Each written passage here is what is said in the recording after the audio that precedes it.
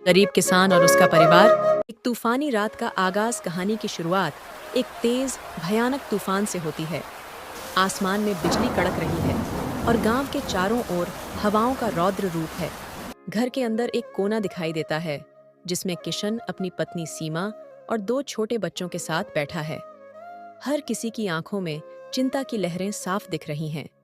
दीवारों से पानी टपक रहा है और हर बिजली की कड़क पर बच्चे डर से माँ से लिपट जाते हैं। अब क्या करेंगे? हमारे पास ना घर बचा है ना खाने का कोई सामान। फसलें भी बर्बाद हो चुकी हैं। किशन की आंखों में गहरी चिंता साफ झलकती है। वह चुपचाप छत से टपकते पानी को देखता है और मन ही मन सोचता है कि अब वह अपने परिवार को कैसे बचाएगा। तभी अचानक एक कड़कती बिजली घर के पास गिरती है जिससे मिट्टी की दीवार गिरने लगती है। किशन तेजी से अपने परिवार को बाहर निकालता है। सब लोग तेज बारिश में भीगते हुए बाहर खड़े होते हैं। किशन अपने दोनों बच्चों को कसकर पकड़ता है और सीमा से कहता है, अब और इंतजार नहीं कर सकते, हमें राजा के पास जाना है। ये राजा विक्रम का महल है जो चारों ओर से बड़े बड़े किले की दीवारों से घिरा हुआ है। महल के भीतर एक विशाल सभा चल रही है जिसमें राजा विक्रम सिंहासन पर बैठे हुए हैं। राजा एक युवा और साहसी शासक हैं जिनके फैसलों की चर्चा दूर दूर तक होती है। उनके चारों ओर मंत्री, सेनापति और राज्य के अन्य अधिकारी खड़े हैं जो राजकीय मामलों पर चर्चा कर रहे हैं। किशन अपने परिवार को महल के बाहर छोड़ता है और अकेला राजा से मिलने अंदर आता है। वह जैसे ही दरबार के अंदर पहुंचता है, दरबारियों की नजर उस पर पड़ती है। उसकी हालत देखकर सब हैरान हो जाते हैं। वह सीधा राजा के सामने घुटनों के बल बैठ जाता है।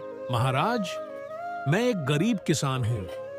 मेरा नाम किशन है और मेरे परिवार की हालत बहुत बुरी है।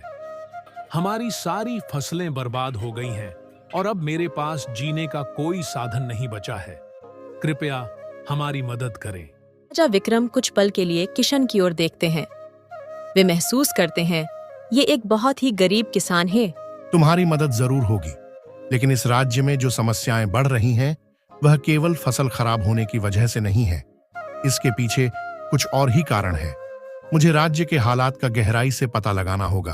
राजा विक्रम अपने सेनापति को बुलाता है और उसको कहता है, सेनापति, तुम हमारे राज्य के लोगों के पास जाओ और उनकी सारी परेशानी और दुखों का पता करो। सभी नगर वासियों की मदद करो। प्रजा के दुख हमारे दुख हैं।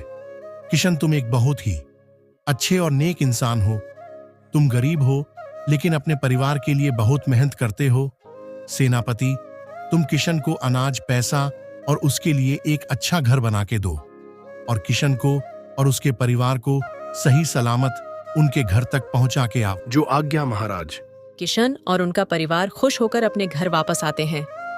राजा ने उनको नया घर, अनाज और वह खेती करके अपना गुजारा कर सके इसलिए पैसे भी दिए। अब किशन और उनका परिवार खुशी से अपना जीवन जी रहे हैं।